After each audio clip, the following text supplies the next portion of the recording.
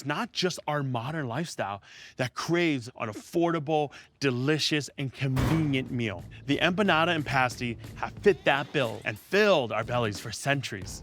They may look similar on the outside, but on the inside, that's a whole different story. Meet Alec and Fiona Duncan, the American and Brit behind Potter's Pasties and Pies. Together, they're bringing this UK standard and Midwest favorite to tables in the Twin Cities. The people call me your source, from a G to a Don. You lot are all talk, I'm just keeping it strong. And setting trends takes precedence. There's nothing like it when we cut the pie in equal portions. We both were teaching English in Cusco, Peru. We continued our travels from Peru over to Vietnam and lived there for 4 years. Really? Oh, awesome. And that's actually where the idea of having a pasty shop was born. Pasties or pasties? Pasties. Pasties are something a little different. I know, I entirely. think so, yeah. I was in fine dining for so long.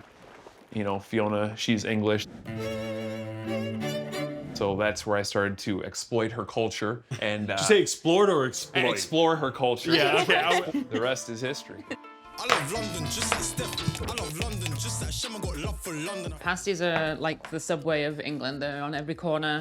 Fast food, in, out. Most places don't have sit downs. You're just in, grab it, go. Some of the pasty shops are open until 1 o'clock, 2 o'clock in the morning to feed those people who are hungry after all the dancing that they've been doing. The dancing that Yes, you're doing. the dance. Yes, I know that after a lot of dancing, I get hungry too. You know. Well, if you need a pasty at 2 o'clock in the morning, you should. Yeah, I'll come knock on your door. No. I'm like, Alec! Yeah, my son will probably answer. He'll be like, what do you need? I'm like, what's up, bro? Your dad says you guys got some pasties back here?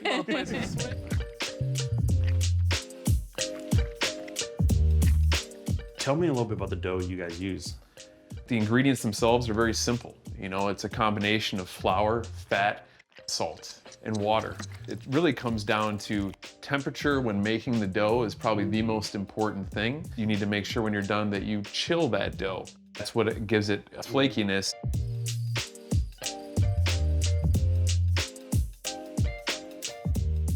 Flour, Fat, fat. yep, salt, water. Kind of what I'm built on. Yeah. And now, the best part of the process, rolling it out. I'm gonna pass this over to the machine. I'm not kidding. 300 a day. Oh, dang. But she is, in fact, the main roller of pasties at the shop. Okay, so you don't want it too thick. You don't want it too thin. And then for you, like, your family make pasties growing up? No, we didn't make them so much, but we did eat a lot of them. We would take them, you know, sometimes it would be a quick picnic at the beach. Sometimes, you know, if it's an after school event, you can just grab a bunch of pasties and bring them over. And it's just easy, quick, simple, filling food.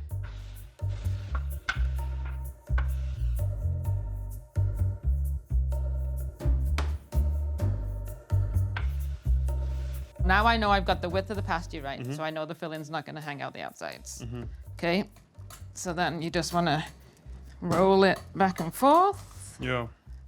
And so once you've got your dough, you're ready to put the filling in. So we're gonna go ahead and make the filling. We'll pop it in the middle. Let's do it. Yeah, unfortunately now I'm celiac, so I cannot eat them. So wait. So you can't have gluten, Nope. but you make it. Yep. Okay, so tell me how that process works. It's very unfair. No. It's like this really complicated love story, right? This is, right? Like this is something you grew up with. Yep. This is something you love, and now it's like, no, I can't love you anymore. Yep. You know, I mean.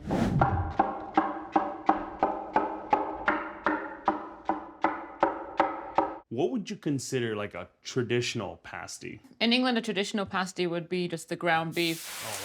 That's what I'm talking about. There we go. Sizzle, sizzle. Yeah. Carrots, celery, onions, gravy on the inside. Pretty simple. The traditional way of making them would be putting all the raw ingredients inside of the dough and then making your crimp, putting it in the oven and slowly cooking it over time.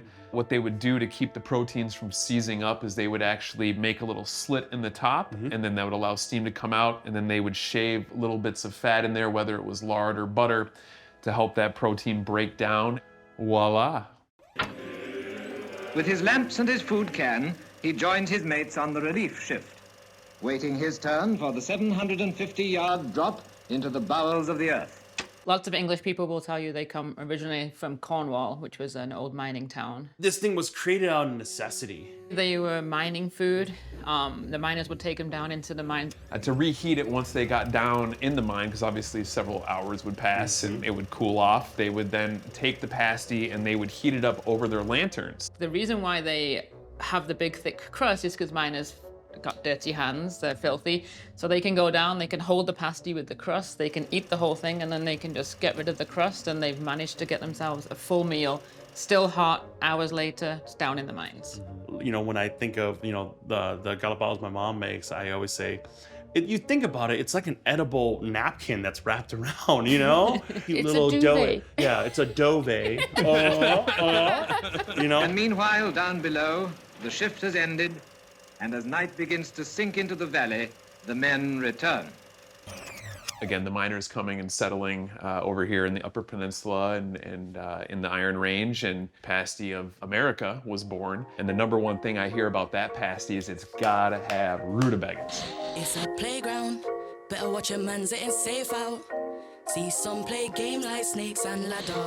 So Alec, this is a very controversial vegetable. Tell me more about it. Well, so like pasty aficionados or people who grew up with the pasty, if you've got rutabaga in it, you're doing it right. If you don't, you're not even making a pasty. Most of the people I've met who are pasty people actually call the rutabaga the beggie and ask me if my pasties have beggies in them, or they say, do you have rutabagas? The thing about rutabagas is not a lot of people like them. We at Potters have made the choice to not include them in our traditional pasty, which rubs some people the wrong way, but we do sometimes do a special, which is the church basement style that contains the rutabaga. Yeah. It's a playground, better watch your man's it and safe out. So Alec, what's the next steps here? You want to start adding your root vegetables. We start with the onions.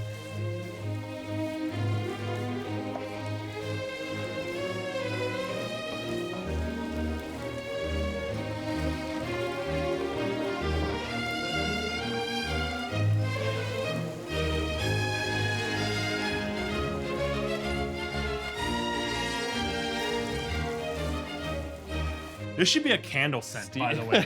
Like, beef and vegetable. Then you want to add your beef stock. Next step is you want to add your herbs. All right, and then finally, the cream.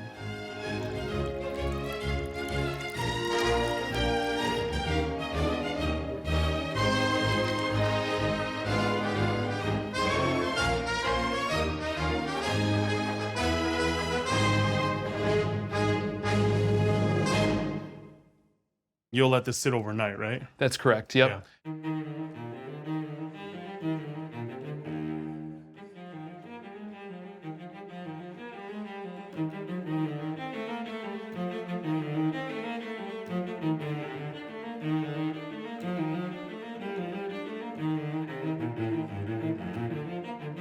So this is the hard part. If But- you don't crimp it right, Yeah. the liquid's gonna come out and then you get a soggy pasty, and no one Yes. wants a soggy pasty. Nobody wants a soggy bottom. Yes.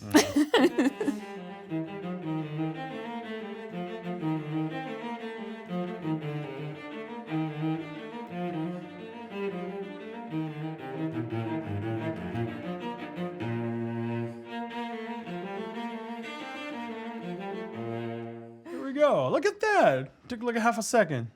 It's probably gonna take me like 10 minutes.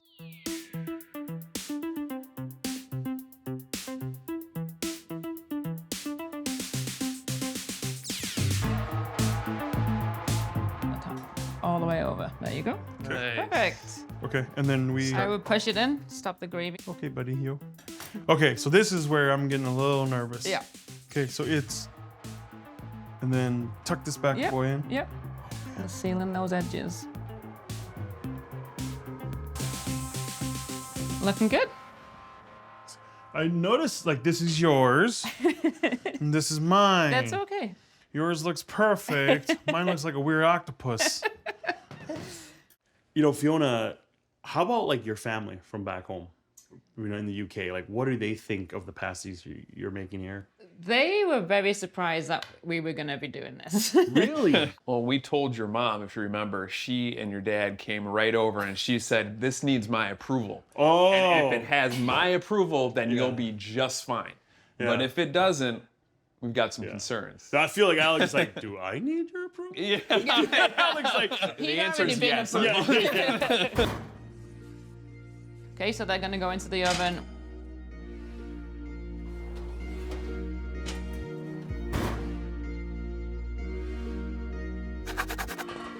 Wow, those look beautiful.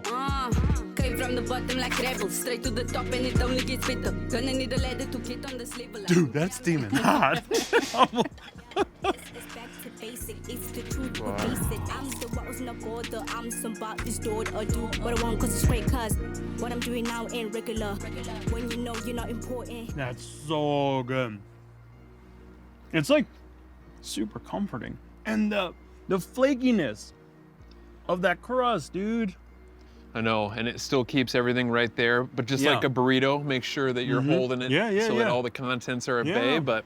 This to me, even though it's not the galabao that my mom makes, it takes me back to that moment. Really? Yeah, do you know what I'm saying? Yeah, that home comfort. Absolutely. Nostalgia. This makes me very excited about trying all the other fillings that you guys have. That's awesome, man.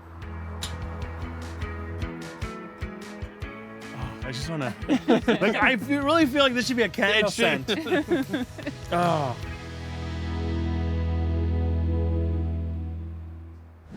Pasties are far from the only food created to satisfy workers on the go. Beef patties did the same thing in Jamaica. British colonizers brought pasties to Jamaica in the 17th century, where locals put their twist on it, using signature flavors including Scotch bonnet peppers to create the beloved Jamaican beef patty. Tamales kept soldiers, hunters, and travelers nourished in Mesoamerica, even before the Aztec and Maya civilizations. Tamales were also used in rituals and festivals and were depicted in hieroglyphics of the time. Variations of tamales are found throughout the Caribbean, Mesoamerica, and South America. In Mumbai, it's the tiffin that kept bellies full during the day. Both the midday meal itself and the iconic multi-tier stacking lunchbox share the name tiffin. The meals were prepared at home, typically by wives or mothers, packed with everyday foods like vegetables, rice, spiced meats, and chapatis or rotis. 1,000 years ago in Japan, workers began using a box to transport rice. Over centuries, that box turned into the famous bento box of today, carrying lunches and food for all occasions. Typically, boxes included rice, pickled vegetables, and meat or fish. The Argentine Empanada boasts a rich and debated history. Its roots trace back to the Middle East, where open-faced meat pies were eaten. They traveled with Middle Eastern immigrants to Spain and Portugal, where they eventually transformed into the ham pies we know today. Spanish conquistadors and immigrants then introduced empanadas to Argentina and beyond, where each region made them their own. Sounds delicious, and I know just the person to show me how they're made. Yeah. How are you? Meet Belén Rodríguez of Quebracho. She's serving up tasty traditions from her native Argentina and winning fans in the US with her grandmother's delicious empanada recipes. So nice to see you. Good to see you, yes. Have you ever been to Bill's Imported Foods? I have not. Welcome to Argentina land in Minneapolis. All right, so yeah, this is where all of us Argentinians in, I would say, Minnesota like to shop. So this is originally a Greek store. The story goes that there was another grocery store where everybody used to shop and the place shut down. So they came to Kiki and her family and they said, hey, can you start bringing some Argentinian products? Yeah. You have all your Greek items on the one side and then all your Argentinian items on the other side. We have some olives on this side that we're gonna grab for the beef empanadas. And then, yeah, have you ever had mate before? No. Oh, so you are in for a treat. Let me show you. So mate, we sip it as a tea. Then we also have alfajores, little cookies filled typically with jams or dulce de leche.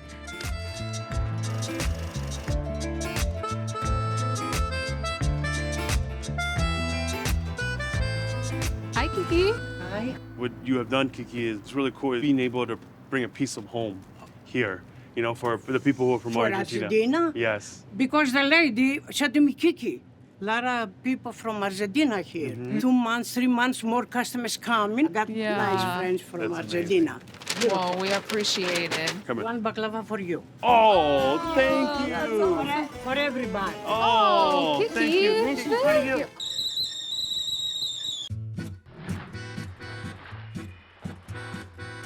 Like, for example, growing up, if I came to your mom and dad's house, like, what am I finding on the table? You're definitely coming on a Sunday. When you step out of your car, the entire block smells like barbecue. It doesn't happen any other day of the week. You would show up at about 10 in the morning and everybody be like, hey, yeah, you know, like, 'cause that's us. You would probably meet my dad by the grill. Acá el parrillero oficial, Carlos, mi papá. A ver, contanos, ¿qué tenés acá? Un costillar de cerdo. Uy, levanta. My mom would probably bring some pastry, some mate. Get some salami, some cheese, some olives, empanadas as an appetizer, beer. All on the same day. It just keeps going. The cousins and the aunts and uncles, and it's like, hey, you know, that's kind of how it goes. And then there's wine flowing and everything. I mean, that is Yeah. a full marathon, right? The emotions, the happiness, the laughter, like nothing else mattered but that moment. And that's really what started Quebracho. I wanted to replicate the experience of a Sunday in Argentina. And then we all gather at the table for what? Mate.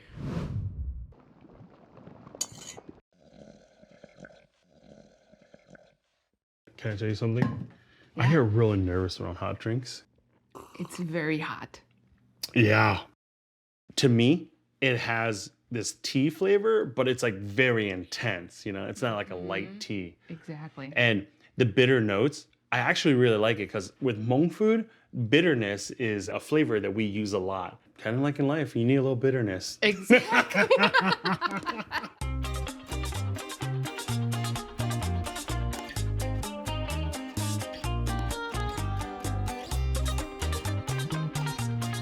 So we're gonna be assembling beef empanadas. I'm gonna have you work on pitting the olives. Growing up, was this the idea for you? Like, did you want to run your own business, be in the food industry?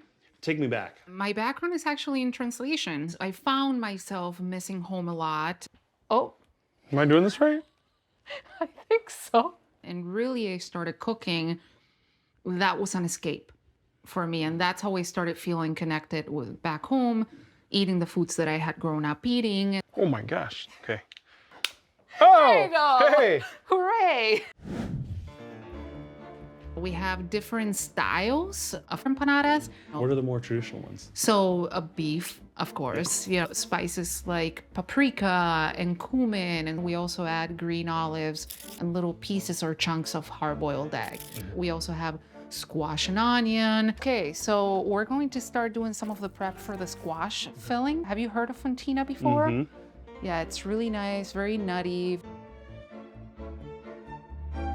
So many variations depending on the region. When we go down to the south, you find flavors with the German heritage and smoked flavors and whatnot, and more like the mustards. And then you start going more to northwestern Argentina, and you see more of a prevalence of deep fried empanadas and sweet beef with raisins. Voila! There's a saying that we have in Argentina that unless the juice of an empanada does not run all the way down to your elbow, then it's not a good empanada. I want that on a t-shirt, by the way. Why empanadas? Like, why do you use the empanada as the vessel to represent your family, your culture, and your tradition? They hold a special place in my heart because that's what I would cook with my grandmother. I have very fond memories of going to her house and Mira, vamos a sacar esto del medio. Bueno, las que reservas vos. Bueno, es lo mismo. Yo te la cierro si querés y vos le podés hacer cerrala, sí. repulgue. we used to have an assembly train, all the wrappers, and then one person would be the filling scooper, another person would come in and plug in all the olives and the egg and whatnot, and then we would close them and go outside and fry them. Like that just reminds me so much of my mother and her calabao. And you with the empanadas with your grandmother, and then building it together. There's just that connection that goes in it, that it's more than just this handheld food, right?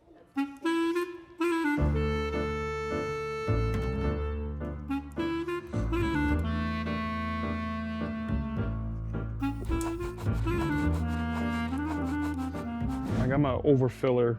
I love it. The more the better. My mom doesn't like it when we're doing galapaos together because she's like, you can't close it, not too much. Hispanic food is very well known in this country. Argentinian food is perhaps not as known. Moisten half of the empanada wrapper. Okay. People tend to think, oh, Hispanic Latin American food is spicy, and that's not the case with Argentina. And it could be because of all the groups that immigrated. A lot of Italians, a lot of Spanish folks, we have Middle Eastern folks. This is the fun part. Okay. You're going to grab each wrapper. You can give it a nice little tug. Yep. Bring it in almost at like a little 45-degree angle. You can change the crimping to identify the different flavors. I love it. Good job. All right, well, should we move to the squash? Tell me what it feels like, introducing something new to people who have never had maybe empanadas before. The fact that I can share the foods that I grew up eating and see people enjoy it is just priceless, right? And when we're demoing the empanadas in the supermarket, I see their face light up. That just says it all. I want to be able to help modernize the grocery store aisle. And it also doubles as a hand warmer in the in the winter. I've learned that if you just hold them when you guys are doing pop-ups, and I'm like, this is an incredible hand warmer that I can eat. Yeah, so this one, like, press the edges a little bit more. You can fold it over if you want. All right, sweet. All right, I know who I'm hiring next to make empanadas in Quebracho.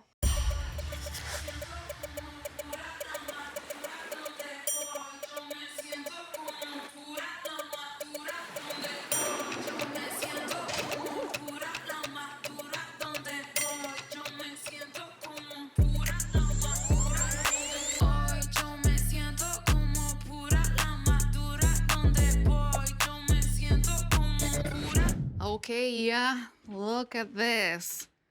Freshly baked empanadas, 4 different flavors. We have corn over here, the beef ones that we assemble, squash, and then all the way in the bottom here, ham and cheese. The ham and cheese looks like a stegosaurus.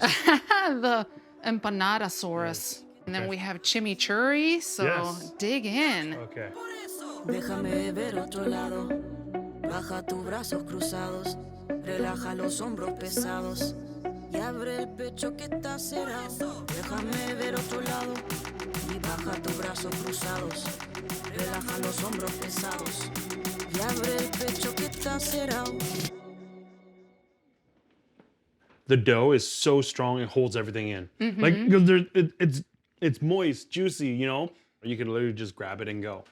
Exactly. So whether it's a meal on the go, these are just so versatile. One of the things I just started noticing as we keep talking about this was like how our stories are so aligned, but we're literally from different worlds.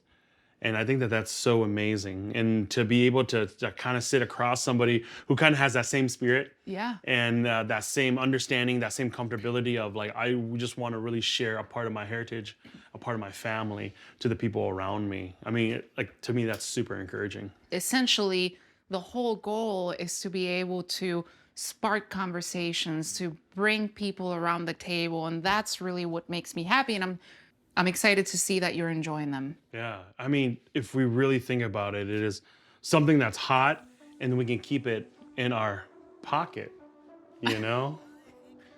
Hot Pocket. Both the pasty and empanada have rich histories of feeding hard-working people on the go. Their stories are ones of resilience, adaptability, and resourcefulness. Classic examples of making the most of what you have. Today, these handheld foods are as popular as ever, still filling bellies with delicious flavors, all while reminding us of their humble beginnings. I think we can say this is a good empanada. It's fine. Oh, okay, I'm gonna go with the chimney. And this is how you do it. Yeah. Miraste pa' dentro y volviste. Sí, sí. Te desviaste y luego seguiste.